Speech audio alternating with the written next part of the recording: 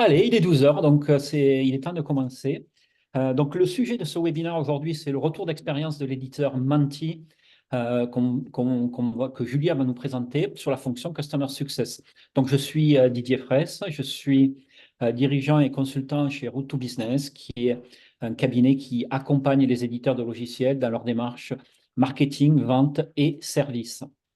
Donc aujourd'hui, nous avons la chance d'avoir Julia avec nous. Alors je vais avancer mes slides.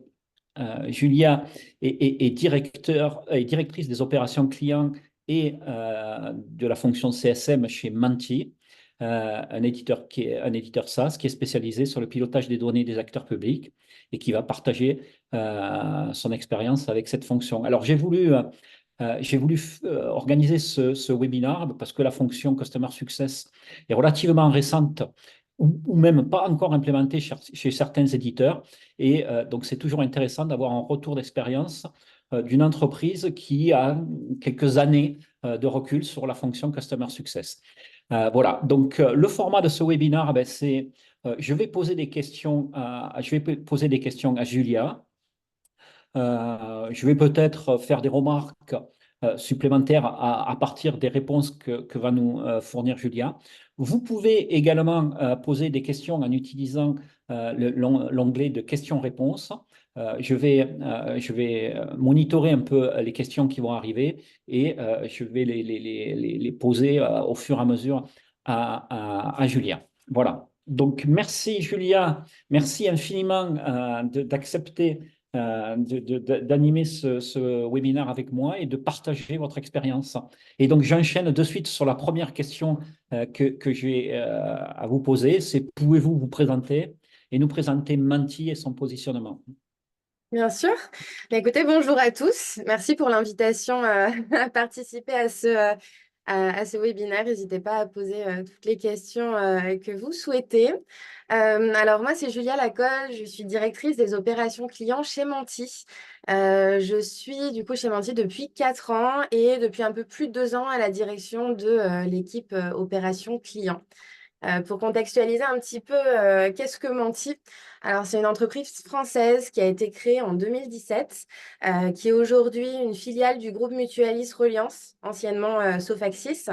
Et on a pour mission d'accompagner les acteurs publics dans le pilotage de leurs données. Donc aujourd'hui, on est environ 50 collaborateurs. On travaille avec un peu plus de 200 collectivités clientes. Oui, et une petite remarque, parce que je suis assez admiratif de l'offre Menti, hein. Alors ça, c'est mon côté marketing produit qui fait ça, parce que Menti est complètement intégré dans son écosystème, c'est-à-dire qu'il propose des connecteurs pour aller chercher les données dans les applications utilisées par ces collectivités locales et territoriales. Elle organise ces données dans une espèce d'entrepôt de données, et puis derrière, elle fournit des applications d'usage et permet de se connecter aussi à d'autres applications d'usage qui ne sont pas celles de Menti. Et donc, je trouve remarquable cette ouverture et l'organisation, le packaging de son offre. Donc, ça, c'est pas dans le sujet Customer Success, mais je tenais quand même à le remarquer parce que c'est vachement bien. Hein. C'est ça, on va récupérer les données des acteurs publics, on va les centraliser et on va permettre soit un pilotage décisionnel, soit on va avoir une plateforme aussi de préparation budgétaire, une plateforme de prospective RH, donc divers outils qui accompagnent les acteurs publics au quotidien, donc au plus près de leur métier, Mm. actuellement. Ah, super. Allez, on avance. Autre question, depuis combien de temps avez-vous la fonction Customer Success chez Menti et quelle est la taille du service? Aussi, pour combien de clients suivis? Alors, je pose cette question parce que c'est souvent une question que j'ai quand je discute Customer Success avec les éditeurs de logiciels. C'est combien un Customer Success manager peut gérer des clients. Alors, bien sûr, c'est fonction de la largeur de la proposition de valeur, mais l'expérience Menti va apporter un peu d'éclairage là-dessus.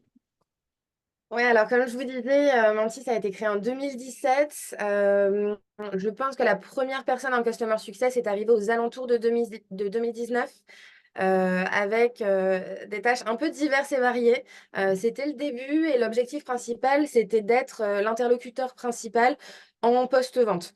Donc, globalement, de s'occuper de la formation des clients, la fidélisation, le déploiement des plateformes, être voilà, un peu au four et au moulin au début.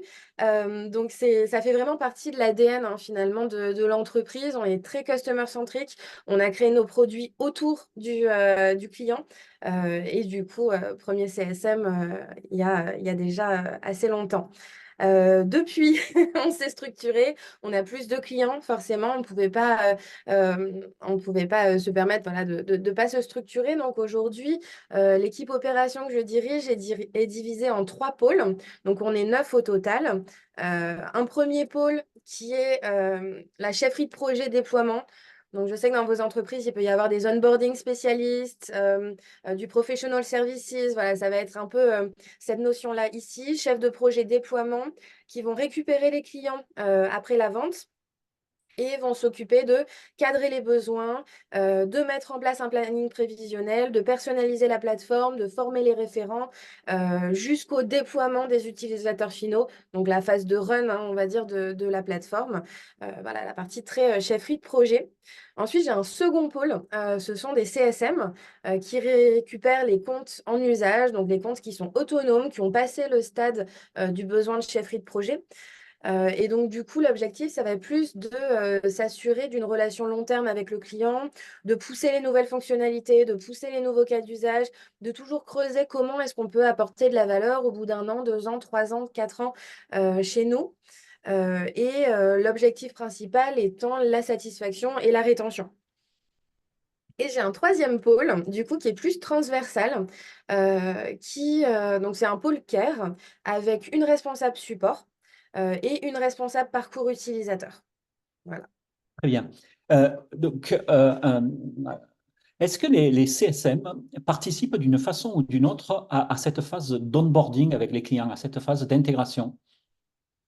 Alors, dans la configuration de l'équipe actuellement, il y a uniquement les chefs de projet qui vont s'occuper voilà, de la période chefferie de projet. Ça peut durer de 6 mois à 1 an en fonction des typologies de projet, hein. C'est assez divers en fonction des clients et des besoins recensés. Non, le CSM arrive uniquement une fois que cette partie chefferie de projet est terminée. Ouais. D'accord. Et comment ils arrivent à récupérer l'information de ce qui a été mis en œuvre réellement avec le client dans cette phase d'intégration? Est-ce que vous avez des échanges, des documents, enfin quelque chose qui a... Oui, alors on a un espèce de template de passation hein, qui est bien ficelé avec toutes les informations dont le CSM va avoir besoin, depuis quand le compte est client, quand est-ce qu'il a signé, quels étaient leurs objectifs initiaux, où est-ce qu'on en est aujourd'hui, est-ce qu'il y a 2, 3 choses encore en cours aussi qu'il faut reprendre au fur et à mesure, ou des intérêts potentiels sur des nouveaux cas d'usage qu'on va pouvoir pousser.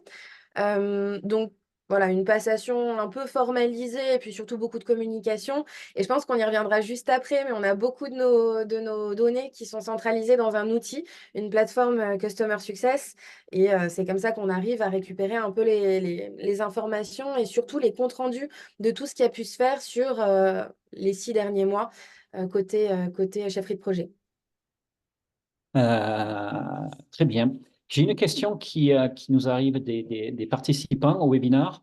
Gabriel, bonjour. Et qui pose la question suivante. Comment validez-vous qu'un onboarding est terminé et comment vous assurez-vous que le CSM a toutes les infos nécessaires pour prendre la main, à main le client? C'est un peu la même question que je viens de poser, mais c'est vrai que souvent, on a peut-être un peu d'ambiguïté avec nos clients sur le fait que l'onboarding soit terminé et qu'on passe dans une phase de run.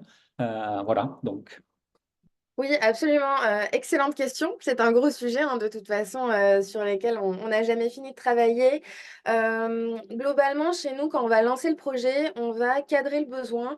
Donc, on va mettre par écrit quel est le besoin du client d'un point de vue stratégique, d'un point de vue opérationnel et par périmètre. Donc, il peut contractualiser sur plusieurs périmètres métiers, par exemple, plusieurs sous-projets. Donc, on a besoin d'objectifs assez clairs derrière, avec aussi des timings de mise en place. Si on a un objectif que dans 6 mois, on ait tel et tel rapport construit, qu'on ait mis telle et telle pratique en place dans la collectivité. Donc, une fois qu'on a cadré les objectifs, la chefferie de projet a pour du coup objectif de répondre à ça et aussi et surtout faire en sorte que les référents métiers, ceux qui seront nos super utilisateurs, ceux qui sont nos sponsors à terme, puissent se saisir de l'outil et deviennent autonomes. Je pense que voilà, quand on forme nos clients, on sait, on sent quand est-ce qu'ils deviennent autonomes, à l'aise sur l'outil et quand est-ce qu'on passe dans une phase, on va dire, de run un peu plus classique où le besoin initial est répondu. On a fait un comité de pilotage, on a déployé aux 60, 150 utilisateurs finaux initialement prévus. Et une fois que ça c'est fait et qu'on a quand même eu un petit laps de temps après le déploiement pour s'assurer que tout va bien, qu'il y a de l'usage et que voilà, ils sont autonomes, on peut passer le compte à un interlocuteur côté CSM. Très bien. Et donc, pour donner un petit ordre d'idée donc, aux participants, est-ce que vous pouvez partager avec nous approximativement le nombre de clients par rapport au nombre de CSM que vous avez dans votre organisation? Ouais. Alors, du coup, par chef de projet, je vais faire un peu les deux. Hmm. Côté chefferie de projet, il y a entre 20 et 30 clients, en fonction aussi de la grosseur du client, hein, parce que ça ne prend pas le même temps, par exemple, dans l'onboarding. Donc, entre 20 et 30 à peu près. Et côté CSM, vu que ce sont des comptes en usage sur lesquels il y a besoin de beaucoup moins de réactivité, mais plus d'avoir une proactivité sur le long terme. Un CSM peut aller jusqu'à une soixantaine, 70 comptes. Voilà. Donc ça, c'est un très bon ordre d'idée, en fait, hein, parce que j'ai beaucoup cette question. Selon cette proposition de valeur, la largeur de votre proposition de valeur, c'est-à-dire l'ensemble des choses que vous faites pour vos clients, on va faire jouer ce nombre de clients par CSM. Et ce que je retrouve en fait sur le marché, c'est grosso modo entre 50 et 150. Donc vous, effectivement, Anti, je considère que vous avez une proposition de valeur relativement large. Et donc, 60, ça me semble être pas mal. Après, quand on est des propositions de valeur plus étroites, on fait moins de choses chez nos clients, on peut aller sur plus de clients gérés par CSM. Voilà. Alors, je dis 60 clients. Attention, pour un client, il peut y avoir 2 à 3 projets. Donc, Oui. Ah oui, oui, avec oui. des temporalités différentes, avec des interlocuteurs différents, avec des besoins différents. Donc, voilà, c'est à Ouais. prendre en compte aussi dans la répartition. Voilà, vous avez capacité à intervenir de façon assez importante chez vos clients et donc c'est ce qui justifie en fait ce nombre. Voilà. Une dernière petite remarque par rapport à cette question. Dans les réponses que nous a fournies Julia, on a vu que le Customer Success du support, que c'était des personnes séparées. Et moi, vraiment, c'est ce que je recommande hein, parce que, comme le disait Julia, le CSM doit être essentiellement proactif dans son activité, hein, c'est-à-dire aller au-devant du client, alors que le support est réactif, c'est-à-dire qu'il intervient quand le client a une question technique ou d'usage. Et quand dans les organisations où ce sont les mêmes personnes qui font les deux activités, c'est toujours le réactif qui prend le pas et on fait beaucoup moins de proactif. Et donc, ça gêne un peu l'activité CSM. Voilà. Allez, passons à la question suivante. Alors, je regarde quand même il y a des questions qui sont Il y a arrivées, quelques hein. petites Il y a questions. quel est le niveau technique Ouais. des différents postes au niveau des trois pôles opération client, compétences techniques, en code ou autre? Alors ça, c'est une très bonne question aussi. Ouais, ouais, ouais, absolument. Alors, dans mon équipe, concrètement, dans les 9 personnes, personne ne sait coder. Donc, personne n'a de formation d'ingénieur, personne n'a vocation à avoir voilà, un niveau de technicité, on va dire, en termes de code. En revanche, il y a forcément une appétence pour l'analyse de la data et pour voilà, le pilotage, la création de dashboards derrière, etc. Mais du coup, on travaille en collaboration très, très étroite avec notre pôle data qui va s'occuper notamment de tout ce qui va être fiabilisation des champs métiers, voilà, extraire des nouvelles choses, faire des croisements de données. Donc, nous, on va plus avoir un rôle de recensement du besoin, de spécification technique et fonctionnelle. Technique, du coup, dans la limite de nos compétences. Et ensuite, on passe côté data. Super. Moi, mon retour d'expérience par rapport aux compétences du CSM, je pense que la première compétence la plus importante, c'est la compétence fonctionnelle, hein, c'est-à-dire la compétence sur l'usage que va faire notre client des applications qu'on va lui mettre à disposition. Et ça, c'est pour moi la compétence principale. Bien sûr qu'ils doivent avoir une compétence technique sur le fonctionnement du produit. Ça aussi, c'est important, mais pour moi, ça vient en second lieu. Et puis, dernière compétence, c'est une compétence qui est commerciale, au moins de relation client en tout cas. Voilà. Euh, généralement, les CSM n'ont pas de compétences en codage. En codage. Philippe nous demande combien vous avez de personnes pour la partie care, c'est-à-dire toute la partie support et je crois que vous avez dit deux, hein, il me semble. Ouais, c'est ça. En fait, j'ai une personne qui est responsable support, donc tout ce qui va être support mail entrant, support chat entrant. Ouais. Euh, et une seconde personne qui est responsable du parcours utilisateur, qui va plus avoir un rôle transverse de voilà, s'assurer que la documentation est bien mise à jour au fur et à mesure des nouvelles fonctionnalités produits, s'assurer que l'onboarding est bien ficelé, qu'on envoie bien les bonnes documentations, les bons emails quand il faut, l'organisation de nos clubs utilisateurs également, donc un rôle plus transversal pour s'assurer que le parcours utilisateur est bien ficelé et idéal pour les pousser vers l'autonomie surtout. OK. Et une question de Benjamin. Comment gérez-vous le passage de relais entre les différentes phases du projet build, run, suivi, exit client? Donc ça, en fait, c'est un peu ce qui a été répondu au travers d'une question précédente, mais si vous avez quelque chose à rajouter, Julia. Non, bah en effet, build, ça va être la chefferie de projet. Une fois qu'on a déployé aux utilisateurs finaux et que nos référents métiers sont autonomes et que surtout, en fait, la valeur qu'on leur apporte a été prouvée par rapport à leurs besoins initiaux, ça passe côté CSM avec toute la phase de run. Et du coup, suivi long terme, tout ce qui est renouvellement et potentiel churn est géré côté CSM. Voilà. Et puis ce que nous disait tout à l'heure Julia, c'est que ils ont quand même une application, une plateforme Customer Success qui permet de passer l'information de responsable à un autre, en fait, en fonction de la phase dans laquelle on se trouve. Merci Julia. Continuons. Alors, tac, question suivante. Quels sont les objectifs et enjeux de la fonction Customer Success chez Menti? Ouais, alors trois gros objectifs. Le premier, je crois que je vous apprends rien, la rétention. La rétention, ça passe par avoir un onboarding bien ficelé, s'assurer de la satisfaction client au long terme, avoir un accompagnement d'excellence, donc tout au cours de la relation client, en fait, tout simplement faire en sorte que nos clients soient conscients de la valeur qu'on leur apporte et qu'on réponde à leurs besoins initiaux. Deuxième objectif, la croissance. Et là, dans mon équipe, on a un objectif, un ownership en binôme avec l'équipe commerciale sur tout ce qui est upsell et cross-sell. Donc, que ce soit la vente de modules supplémentaires, de prestations complémentaires, en fonction des besoins métiers que les clients nous remontent. Voilà, s'il y a des besoins un peu plus niches, etc. Donc, il y a ce volet-là. Et le troisième, super intéressant, c'est tout ce qui va être relatif à l'advocacy. Faire en sorte finalement que nos clients soient tellement convaincus, tellement bien onboardés qu'ils deviennent nos meilleurs ambassadeurs via la mise en place de témoignages clients, la participation à nos clubs utilisateurs, l'organisation de rencontres, des mises en relation, etc. Voilà, donc trois gros objectifs. Super. Et je me permets une petite remarque. Je pense que globalement, le premier objectif du Customer Success, c'est la satisfaction des clients. Et la satisfaction des clients, c'est faire en sorte que nos clients atteignent les objectifs qui se sont fixés avec l'achat de cette application. Hein. C'est-à-dire, quand on achète une application, on se fixe des objectifs, le pourquoi que l'on achète cette application. Et donc, la satisfaction, c'est lié à l'atteinte de ces objectifs.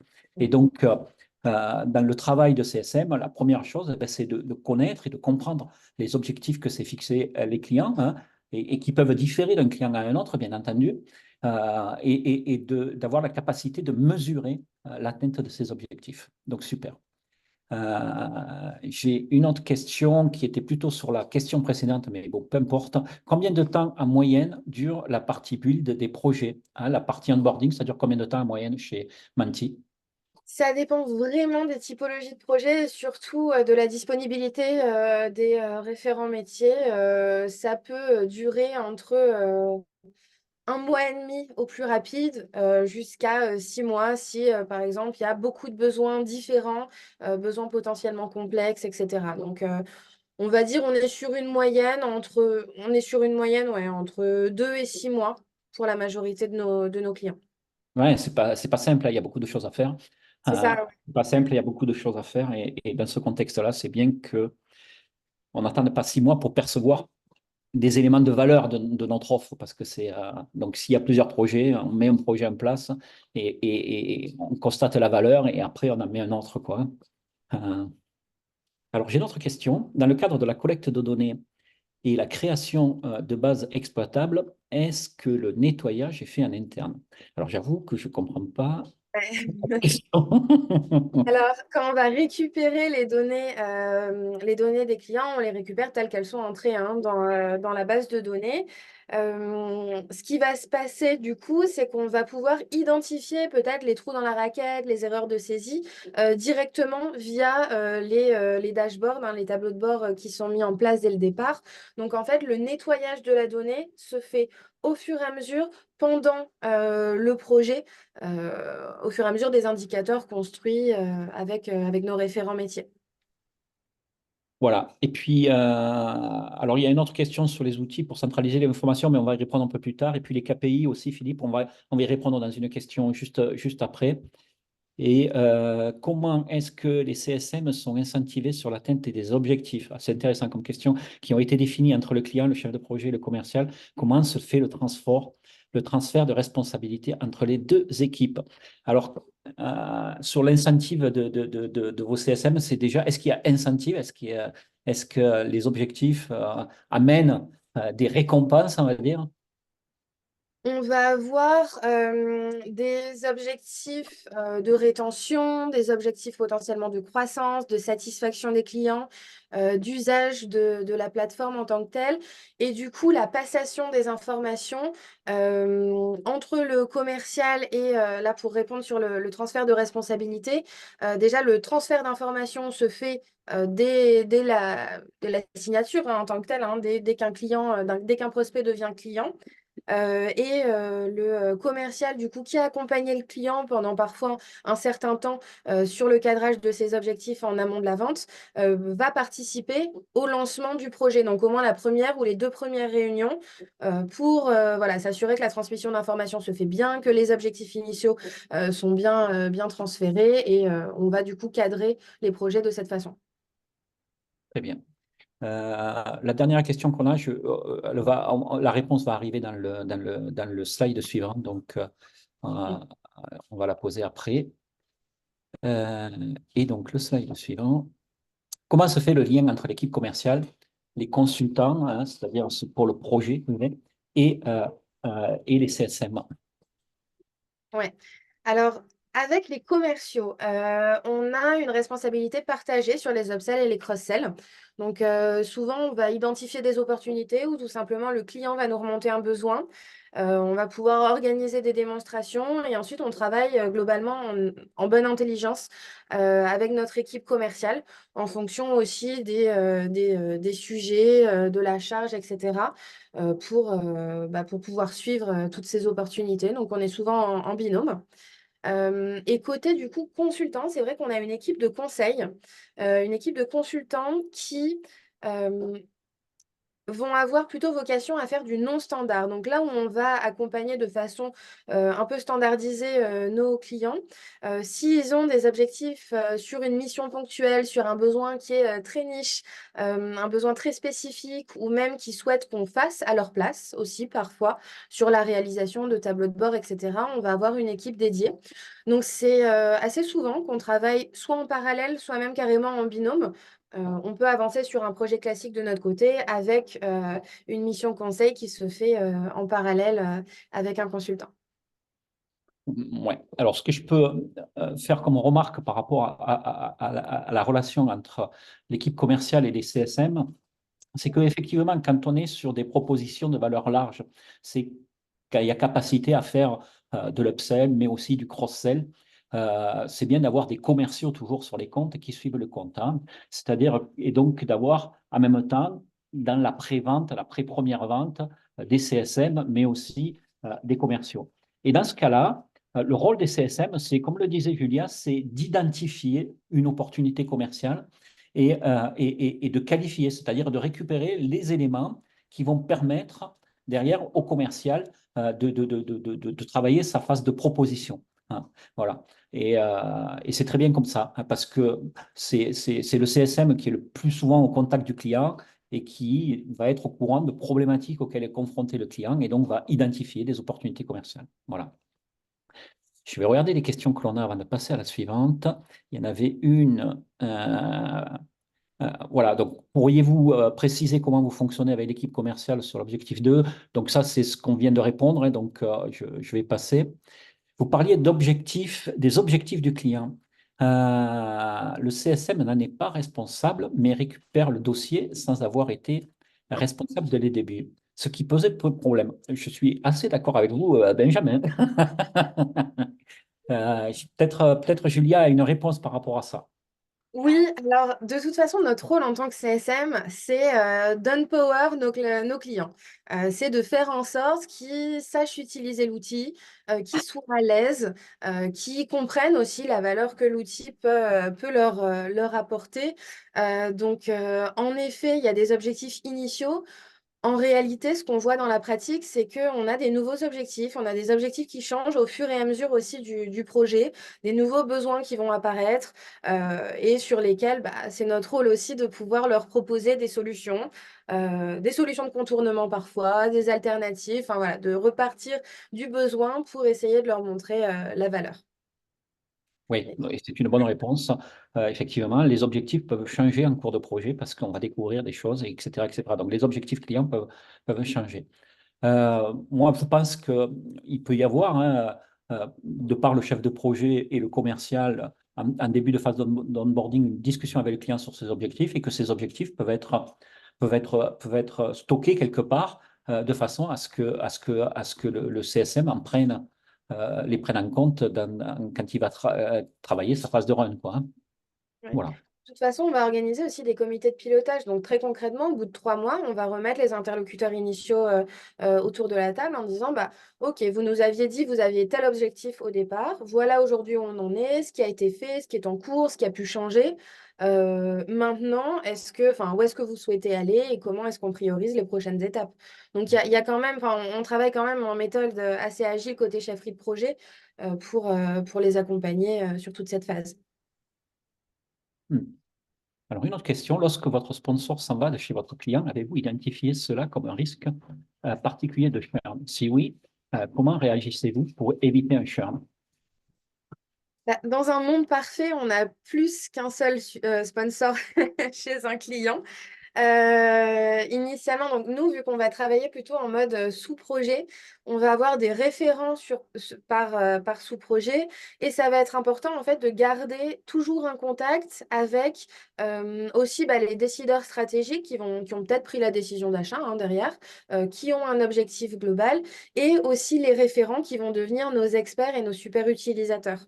Donc normalement, on a quand même plusieurs personnes pour être pas ou peu impacté lors du départ d'une seule personne. Et en cas de départ, on prend contact avec la personne remplaçante. Et oui, en effet, il y a toute cette phase de reprouver notre valeur derrière à la nouvelle personne, puis surtout expliquer l'existant, expliquer l'objectif initial, qu'est-ce qui a été construit depuis et comment est-ce que la personne va pouvoir s'en saisir. Oui, effectivement, je pense que Mentir ne rencontre pas trop ce problème parce que vous avez une proposition large et donc plusieurs interlocuteurs, plusieurs sponsors. Ce n'est pas le cas chez tous les éditeurs. Et c'est vrai que je suis confronté à des éditeurs qui ont ce problème en fait. Comment ça se résout? C'est par la proactivité, c'est-à-dire quand on va faire un point récurrent avec les clients, on demande toujours une update, d'être informé sur les évolutions de l'organisation. Et dans ce cas-là, si notre référent a prévu de partir, de quitter son poste, peut-être il peut nous en informer quand on discute et quand on l'interroge sur les évolutions de l'organisation chez eux. Voilà. Mais c'est toujours un problème chez les éditeurs qui ont une proposition de valeur assez précise, assez étroite, où il n'y a qu'un seul référent. Quand ce référent part, ça peut être et ça peut impliquer potentiellement du churn. Voilà. Ouais, c'est Euh, vrai.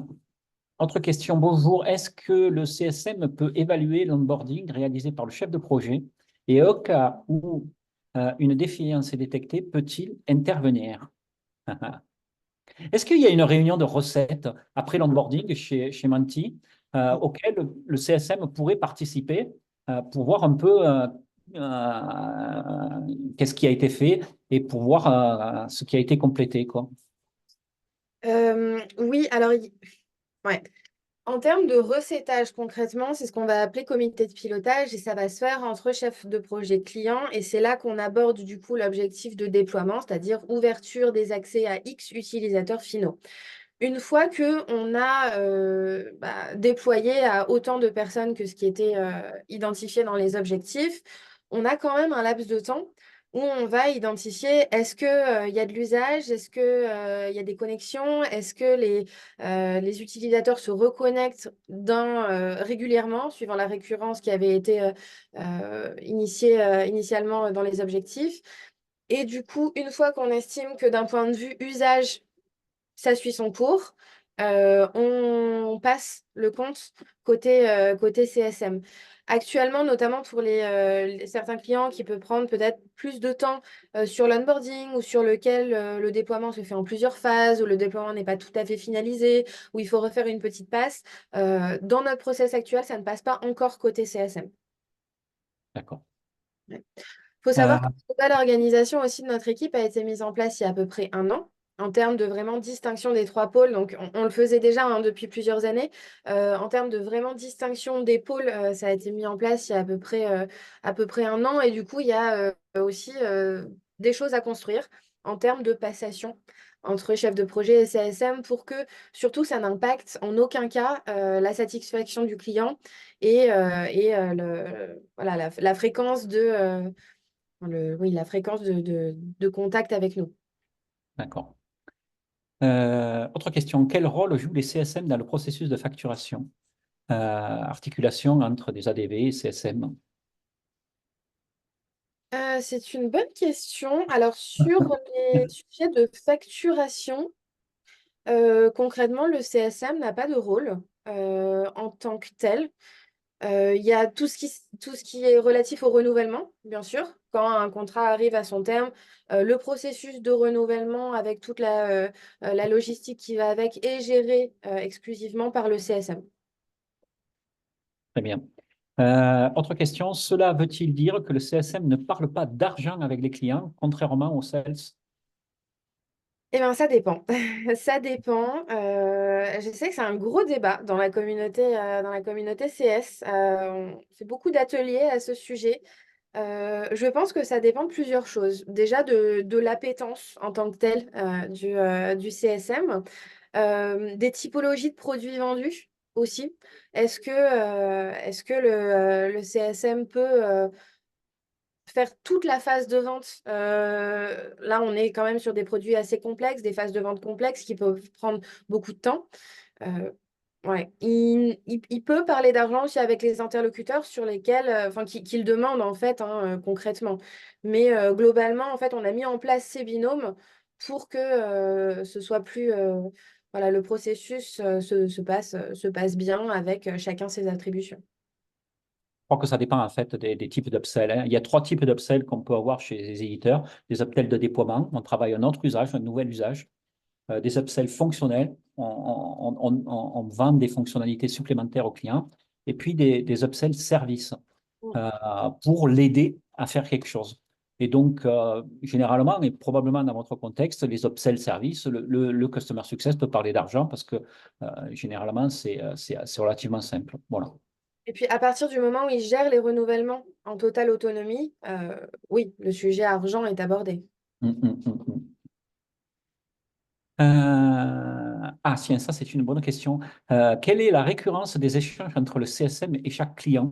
Vous faites des points récurrents ou ces comités de pilotage, enfin, et c'est quoi la récurrence, la fréquence? Alors, côté chefferie de projet, on va être sur une récurrence par projet environ toutes les 2 semaines, en moyenne, hein. Bien sûr, il y a des cas particuliers. Ça, c'est Mais dans la phase d'intégration. en moyenne, voilà, dans la phase d'intégration, dans le build, on va être à peu près toutes les 2 semaines.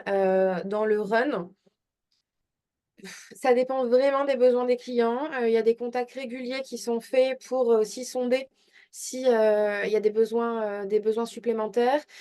Si également ils sont intéressés sur des nouvelles fonctionnalités, des nouveaux cas d'usage. Euh, je pense au moins une fois par mois. L'intégralité de nos clients sont contactés au moins une fois par mois, si ce n'est plus, en fonction des besoins aussi qui peuvent nous communiquer. Ouais. OK. Donc, une récurrence à minima de une fois par mois, hein, ce qui est quand même très, très bien, hein, c'est très important, hein, une fois par mois. Hein, contacter dans les phases de run une fois par mois, c'est super, quoi, d'avoir cette capacité-là. Allez, on passe à la question suivante. Quels sont les résultats obtenus par la fonction CS en termes d'usage, d'adoption, de churn et d'upsell? Voilà, c'est pour parler un peu résultats obtenus. Ouais, il y avait une question justement sur les KPI juste avant. Alors, on va suivre l'usage de la plateforme déjà avec des indicateurs quantitatifs, c'est-à-dire qu'on va suivre tout ce qui va être MAU, donc Monthly Active User, le nombre d'utilisateurs uniques par mois sur la plateforme, tout ce qui va être aussi relatif à l'adhérence.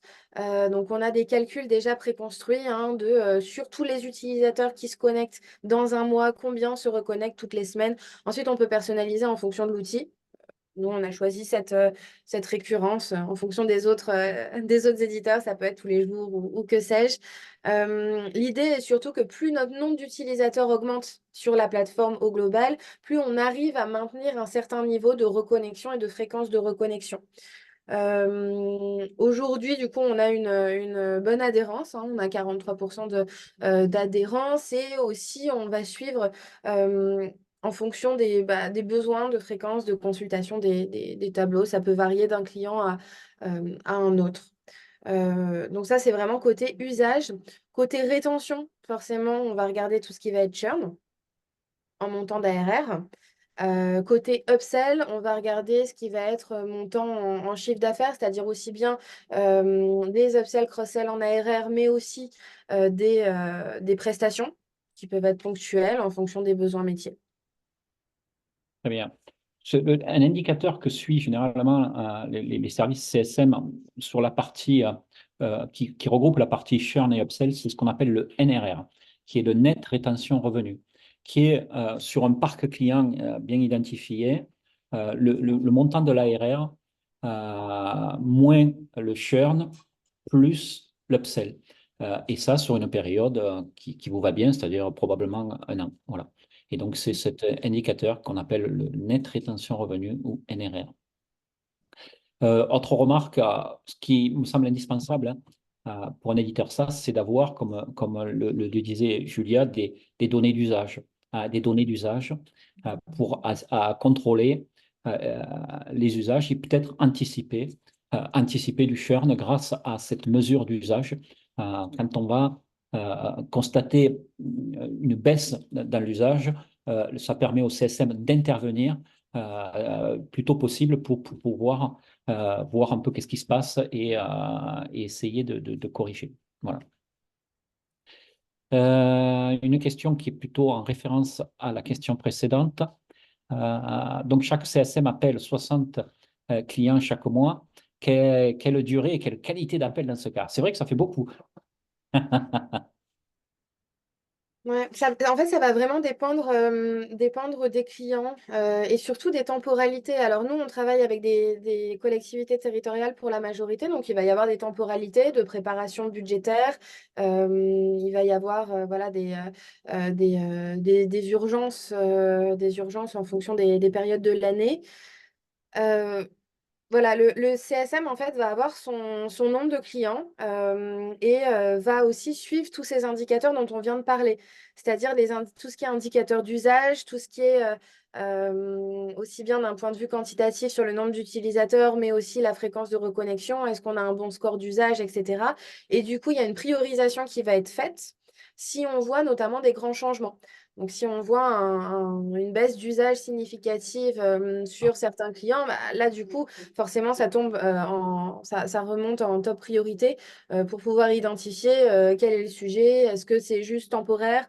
Voilà, de quoi on aurait besoin pour relancer le sujet. Donc, c'est surtout relatif aux indicateurs suivis derrière. Et en termes de durée, qualité d'appel, on a vraiment les deux. On a soit des appels rapides aussi pour savoir est-ce que tout va bien, on a lancé ces nouvelles fonctionnalités, je vous ai rajouté ça sur votre plateforme, n'hésitez pas à jeter un petit coup d'œil. Et on va avoir des points dédiés, notamment quand le client va avoir un besoin supplémentaire ou qu'on parle vraiment de comité de pilotage. Comité de pilotage, on essaye quand même d'en faire tous les 3 mois, donc c'est-à-dire une réunion d'1 heure avec les décideurs pour voilà, s'assurer que tout se passe bien. Super. Et puis Gabriel qui posait la question en même temps que moi-même j'en parlais. Est-ce que vous suivez le NRR?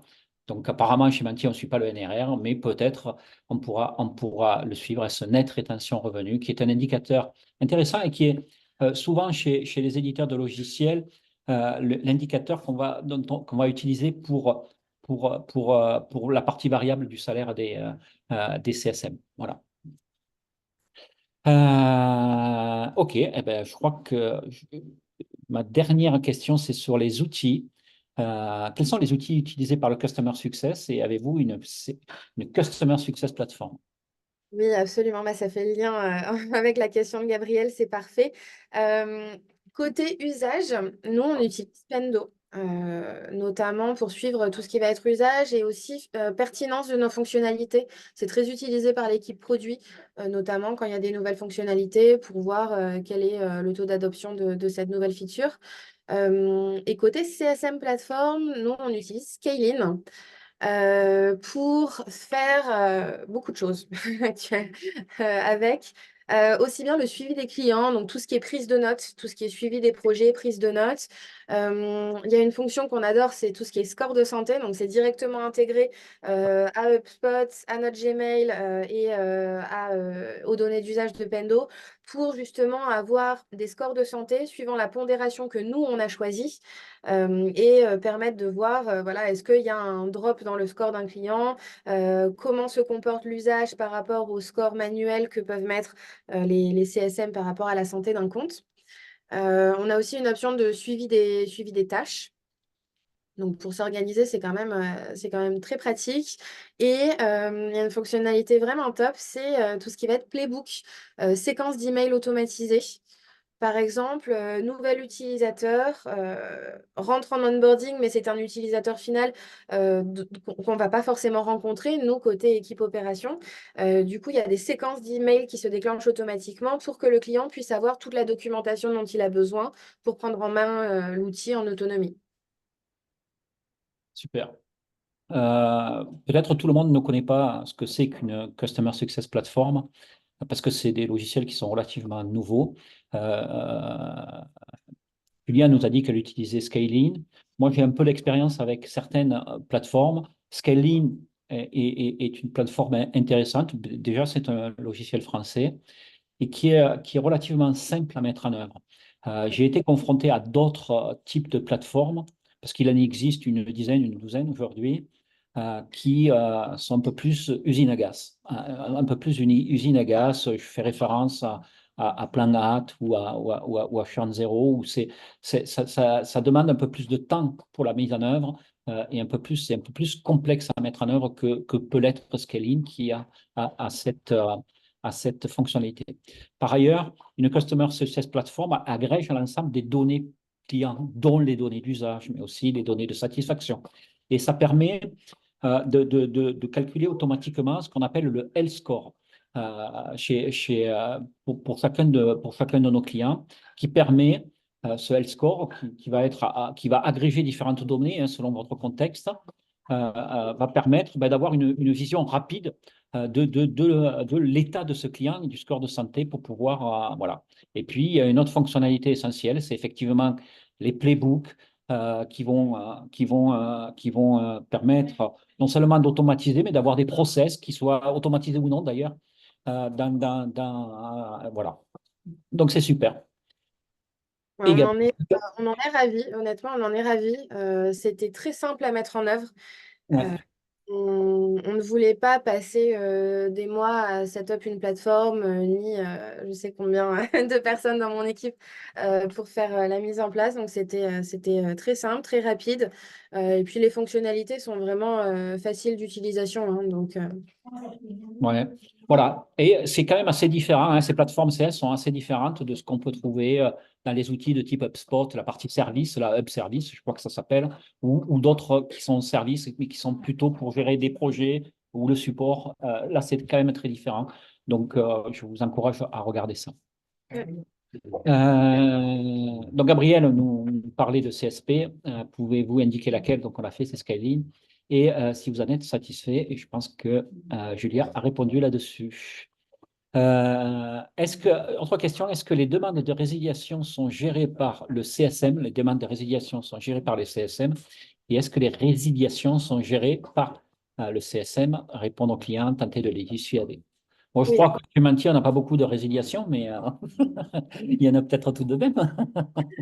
On a peu de churn, on a peu de churn, mais en tout cas, oui, en fait, qui dit demande de résiliation dit aussi compte qui a été identifié normalement en amont, si on fait bien notre travail.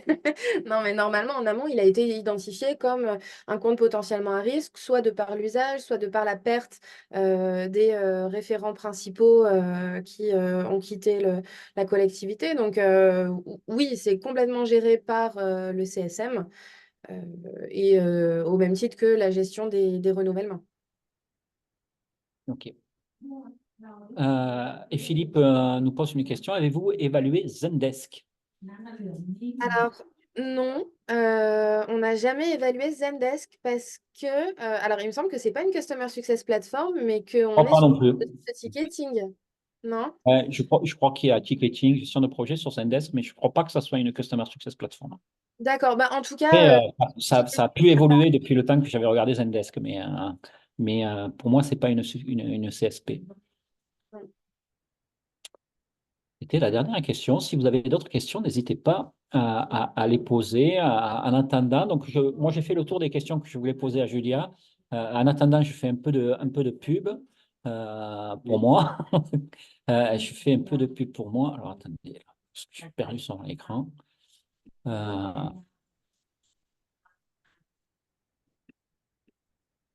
Voilà, donc Route to Business propose une formation sur le Customer Success Management qui regarde l'ensemble des aspects de ce métier du Customer Success et qui est une formation de 2 jours.